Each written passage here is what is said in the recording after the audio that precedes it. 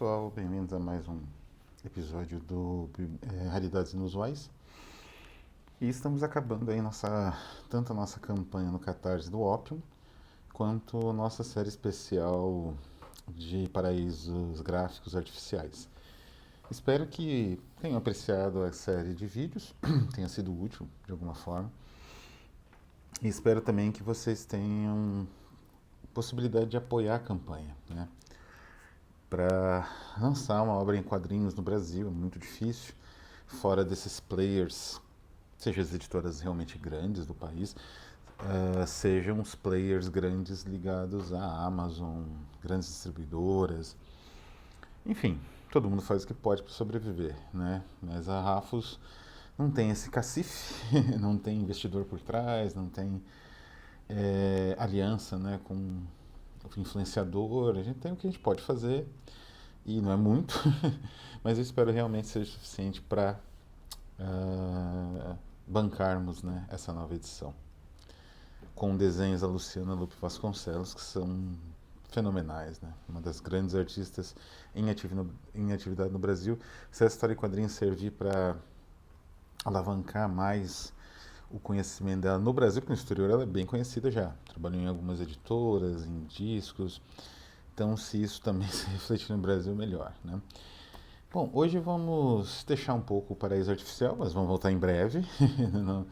não, não tenhamos medo disso. E vamos tocar um pouco num assunto gráfico, que é esta obra de Katsuhiro Otomo, aqui publicada pela Norma Editorial. Foi traduzida como Pesadillas, né? Pesadelos. Como vocês podem ver, tem aquela andamento ocidental, né? Evidentemente, é o verso, essa frente. Por conta de ser uma obra de 2000 e pouquinhos. Ainda não era muito uma norma. Abril de 2009. Aí vocês me perguntam, olha, não é uma obra tão antiga assim para estar figurando no Raridades Inusuais? Eu respondo, olha, mas várias obras, incluindo a Rafos mesmo, já estão no Raridades Inusuais, porque elas são bem antigas, não tão antigas, mas já são bem raras. Pesadillas, o Domu, né? Eu procurei edições novas, só encontrei edição japonesa, que é caríssima, é lindíssima, assim, é uma reimpressão com uma qualidade absurda, né? Aliás, as edições japonesas são muito boas, né? Eles têm propostas editoriais, às vezes, assim, muito interessantes, né? A barreira idiomática é sempre um problema, mas livros de arte, assim, são realmente espetaculares as edições japonesas, né? O preço também pelo envio, né, praticamente do outro lado do planeta Terra. Mas do que trata esta obra em especial? Ela foi publicada em 82 ou 83, se não me engano. Acho que foi seriada em 82 e saiu em 83. Para vocês terem uma ideia, já em 84 ela ganhou um prêmio de literatura bem importante no Japão, que não costumava premiar mangás, ainda mais nesse formato de... Era um formato seriado, mas a ideia é realmente fazer um tomo, né? E ele ganhou, provavelmente porque foi publicado aí completo, né? Como eu falei, seriado, né? Por volta de 82. Completo, entre 83 e 84, premiado em 84. A publicação seriada, eu jamais vou lembrar o nome da revista, mas é uma daquelas muitas revistas de mangá japonesas, especializado no público mais jovem adulto, né? O YA, né? O jovem adulto, porque é uma história pesada. E o que, digamos assim, a data, pelo que vocês perceberam, né? Dá para perceber, foi um pouquinho antes do Akira, que é a grande explosão, né, da obra do Otomo no mundo todo, não é? Quer dizer, o Otomo... Um carro barulhento passou aqui. O Otomo, ele tornou conhecido para o público as palavras mangá, anime, não existia isso. Inclusive, quando foi publicado no Brasil o Akira, ele foi publicado como se fosse uma história em quadrinho japonesa. não tinha nenhum tipo de... Na verdade é uma história em quadrinhos japonesa, assim, mas existe uma noção estrutural ligada à linguagem, ligada à distribuição, ligada à formatação, que torna o mangá um pouco diferente. Inclusive em termos de forma de colecionismo, forma de relação com a narrativa, não é diferente do quadrinho ocidental, seja o quadrinho europeu, tradicional, né, que é um quadrinho ali baseado digamos assim, estruturas literárias mais nítidas. Então você tem conto, você tem novela, noveleta, romances mais longos, epopeias, etc. Seja baseado no quadrinho de herói americano, que tem essa estrutura herdada, né, no quadrinho dos anos 20 e 30, dessa estrutura meio aberta, né? Os personagens vão existindo dentro de universos que vão colidindo também e se mesclando, etc, né? Então, um personagem como o Batman não envelhece, né? Ele tem 70, 80 anos e continua do mesmo jeito. Então é porque é uma estrutura aberta, né? Enfim, o Botomo então trouxe para o Ocidente. É interessante notar que eu tenho uma relação muito, inclusive por que eu escolhi Domu e não Aquiles, quer dizer que essa obra é melhor? Não, não é essa a questão. Até porque para mim o Otomo ele produziu uma obra que cresceu comigo, né? Não sei, muita gente tem relações, digamos assim, bastante familiares com certas obras, de história em quadrinhos ou de cinema, né? E comigo foi tanto com Akira anime, quanto com Akira mangá, história em quadrinhos lançada pela Globo, edição que era colorizada pela Black Horse, se não me engano. E aquilo era incrível, né? Então é difícil para mim, né, falar analisar sem parecer que eu estou conspurcando uma coisa muito, muito bem feita, muito perfeita, com platitudes, né? A análise ela acaba às vezes recorrendo à platitude, né? Natural. E isso me lembra uma história que o nosso tradutor, o Fábio Wack, contou a respeito de um grande pesquisador que ele analisou e publicou artigos, né, sobre todas as obras do Goethe, menos sobre afinidades eletivas. Né? Eu não me lembro qual agora. Que essa obra, perguntaram até para ele, né, o porquê dele nunca ter publicado nada a respeito dessa obra do Goethe. Ele falou que era perfeita demais, né? O que ele poderia fazer analisando? Repetir platitudes, né? Resumir o romance. Então, assim, é mais ou menos o mesmo que às vezes eu sinto com Akira. Tem um excelente canal que é o Filmoteca Maldita, que fez algumas análises históricas de algumas questões temáticas da obra que são muito, muito históricas e sociológicas, e antropológicas, na verdade.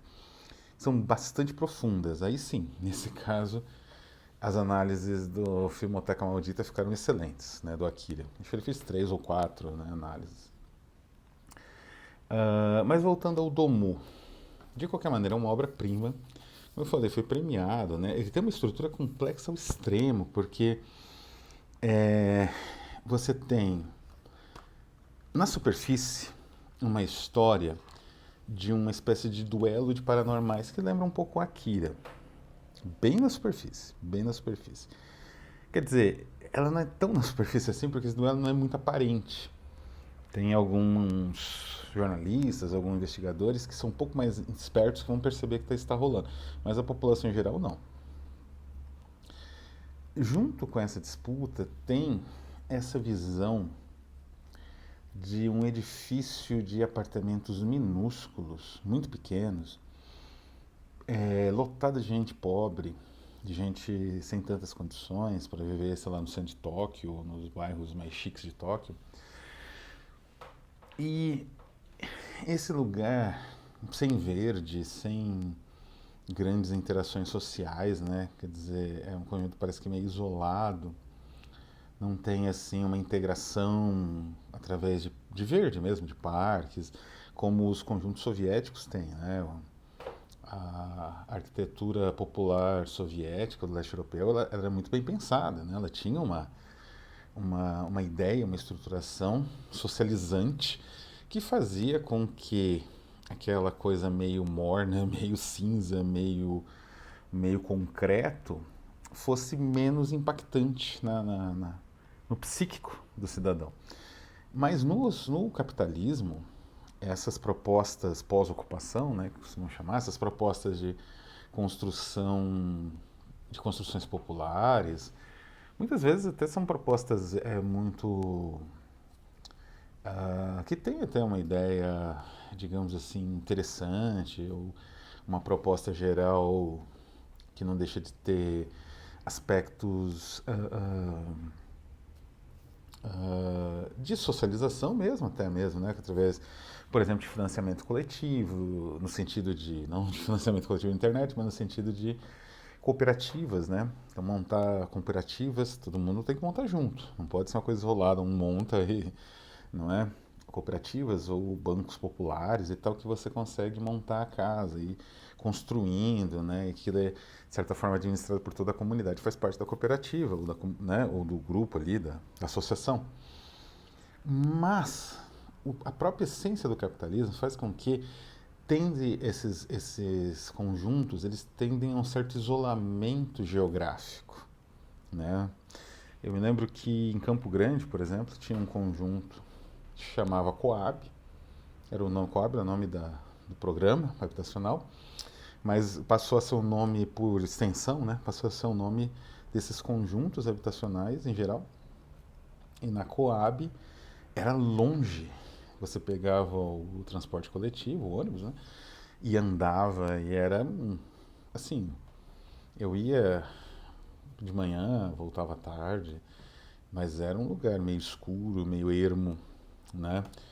Então, veja bem,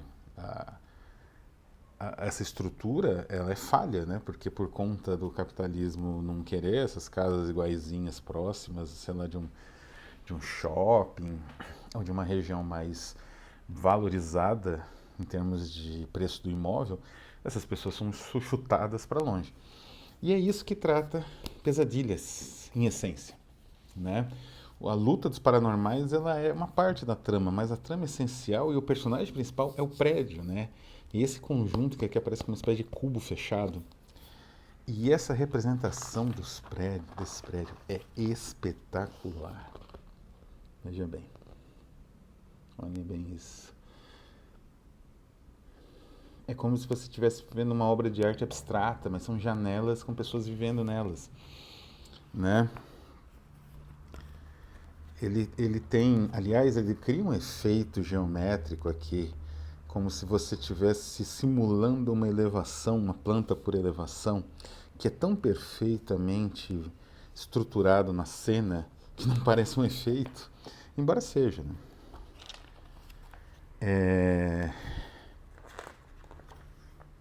Os quadrinhos, eles são assim, eles têm uma tendência ao branco muito forte, vocês podem ver. E exatamente porque você não tem praça, é o concreto armado, né? Então, como eu falei, como você não tem uma planificação da própria sociedade que te permite criar parque, criar um conjunto habitacional perto do centro da cidade, criar o conjunto junto do metrô, né? Construir os dois juntos. E se você planifica a cidade, né? Uma economia planificada permite. Do, como eram os conjuntos habitacionais socialistas, né, da Cortina de Ferro. Mas, isso não quer dizer que também eles eram lindos, mas eles eram, pelo menos, racionais, né, e preservavam também a racionalidade de quem morava nele, na medida do possível.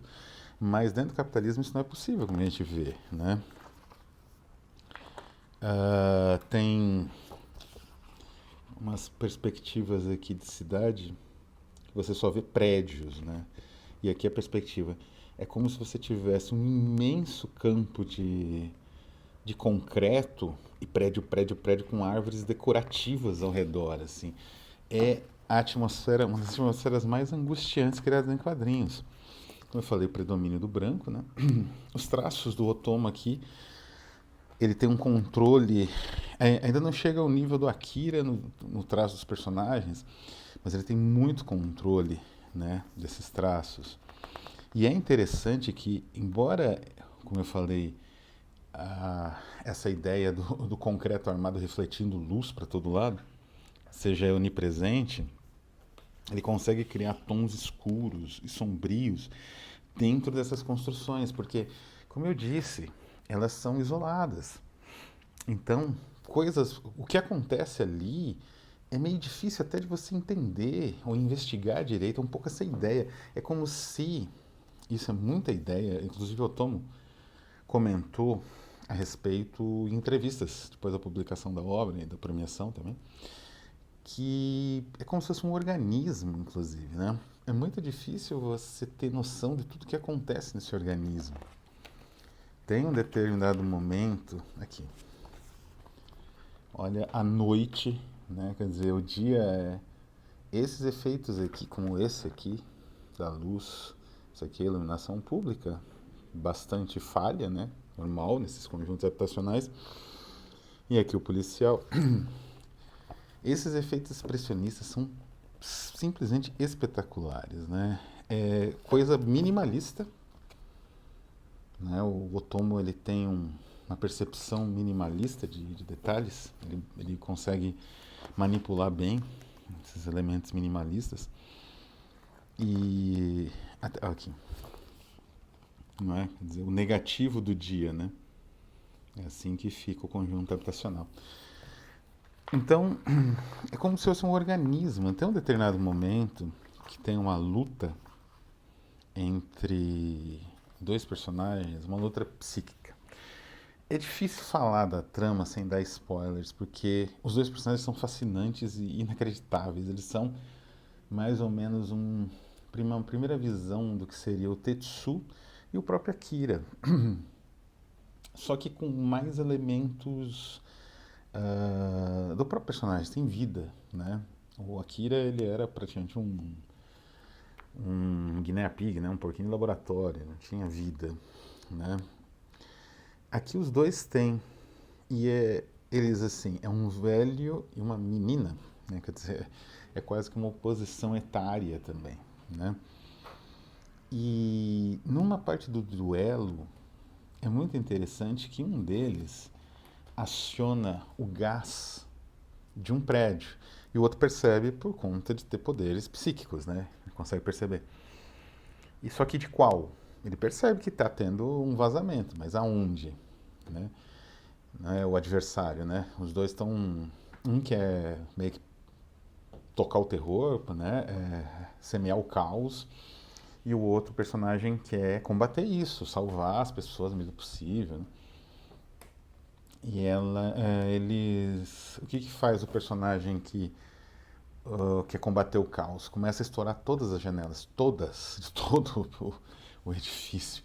Então é mais ou menos isso. Você não tem a menor noção do que está acontecendo nesse universo. É um universo fechado em si mesmo, né? E com pessoas que vivem ali quase que uma vida isolada do resto do mundo, né? Por conta desse isolamento físico mesmo, né? Imposto, como é digamos assim, um conjunto habitacional voltado às classes baixas, às classes trabalhadoras, isso é imposto pelo próprio estruturação social do capitalismo, né? Então você não quer que essas pessoas tenham facilidade, né? Mesmo nesse conjunto habitacional, mesmo elas servindo, né? Você não quer que elas estejam próximas do centro da cidade, né? Então, tem de tudo aqui, né? São apresentados vários personagens do prédio. Quero ver se eu encontro algumas ilustrações mais no final. Essa aqui é a capa da edição japonesa. Essa página dupla. É uma pena que aqui não consigo pegar, né? Mas aqui a gente vê o Otomo na sua máxima força expressiva, né? Difícil até mesmo no Akira essa qualidade de detalhes da expressão, né? E aqui o edifício, né? Ele segue aquele padrão Le Corbusier. O desenho do Otomo é sempre bom ter em mente. Ele tinha uma mania de detalhes, né? Ele era um maníaco por detalhes, então ele ia, né, desenhando, desenhando, desenhando. Ele tem muitos esboços, né? As obras completas dele são uns 3, 4 cadernos de esboços, né? E então o prédio ele é assim, ele tem detalhamentos extremos, né? Essas passarelas aqui, né? Que é típico de Copan da vida, abertas, né? É muito sofisticado. É uma HQ que entende-se por que ganhou o prêmio, porque narrativamente, se as imagens são esse nível espetacular de estrutura, a narrativa é igualmente multiforme, né? Porque existe, como eu falei, uma disputa de paranormais ao estilo Scanners, né? Mas é muito mais sofisticada que no Scanners, porque essa luta ela se dá nesse edifício, enquanto outras lutas, inclusive por culpa dos próprios paranormais, né, que estão acionando diversas coisas ali, e a polícia não está entendendo o que está acontecendo, vai prender, vai fazer batida, né? E ali acaba encontrando outros conflitos, né? Então são vários conflitos que vão acontecendo meio que simultaneamente e dentro desse edifício monstruoso, né? Então a estrutura da história é muito complexa, né? Ela não tem digamos assim, um clímax só, ela tem vários clímax ali dentro, em que você vai descobrindo cada vez mais elementos, né? Não chega a ser um plot twist, é uma descoberta, como eu falei, como se você estivesse andando dentro de um edifício lotado de gente procurando alguma coisa, né? Que é mais ou menos o que os personagens estão fazendo, os investigadores, jornalistas. E é interessante porque o próprio Otomo, ele chegou a não exatamente morar, né? Mas parece que ele foi vizinho de uma região desses edifícios, da periferia de Tóquio, né? Porque ele falou que ele se tinha se formado e mudou para lá para estudar, trabalhar. E é exatamente essa ideia, né? Quer dizer, o edifício ele é gigantesco, feito para as pessoas pobres e com muito pouca possibilidade social dessas pessoas terem algum tipo de, né, sei lá, como eu falei, forma de interação para manter a racionalidade.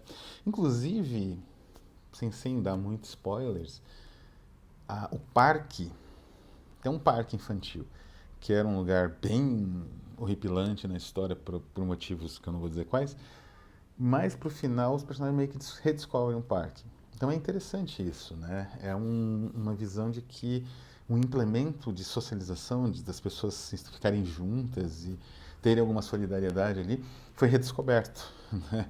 É mais ou menos a. É bonita a cena, inclusive, ela me lembra indiretamente, provavelmente talvez seja inspiração até. Ela me lembra o final de Ikiru, que é o filme Viver, de Akira Kurosawa, em que no final o funcionário público conseguiu a lei ali enfrentando o Deus e o mundo, né, para conseguir fazer o parque infantil das crianças da periferia do bairro, né, que ele trabalhava ali, saneamento. Ele morre no meio da neve. É uma das cenas mais tristes e bonitas do cinema, né? Ele morre no meio da neve no parque infantil. A cena é muito parecida aqui no Pesadilhas, não é? Então é isso que torna, acho que o Otomo esse artista gigantesco, né? Ele tinha uma percepção criativa muito sofisticada, um domínio artístico absurdo do detalhamento e da visão do horror materializado nas coisas, né? Não só na tecnologia, essas coisas abstratas, não, materializado no objeto cotidiano, né? Como no caso do prédio. No Akira, isso vai ser o sinônimo da distopia, né? Como também ele tinha uma sensibilidade de resgatar certos elementos com um refinamento, com uma delicadeza tanto no traço quanto na percepção, né, que são muito próprios dele, né, e que fazem dele um dos grandes mangaka da história do mangá japonês, de uma forma geral, e autor provavelmente de uma das grandes animações, não é só anime, uma das grandes animações da história da arte da animação, e com Domu, pesadilhas, né? Na verdade, Domu significa sonho infantil. Ele constrói a partir de certas influências do cinema americano, né? Do David Cronenberg, do Brian De Palma. Ele constrói uma história muito complexa e ao mesmo tempo muito sensível e muito, digamos assim, japonesa, até mesmo nesse sentido da industrialização acelerada e da despersonalização radical do cidadão japonês por conta dessa industrialização e dessas imposições ocidentais. Então é isso, né? Mais um paraíso gráfico de um dos grandes mestres que ainda temos aí vivo. Um abraço a todos e até a próxima.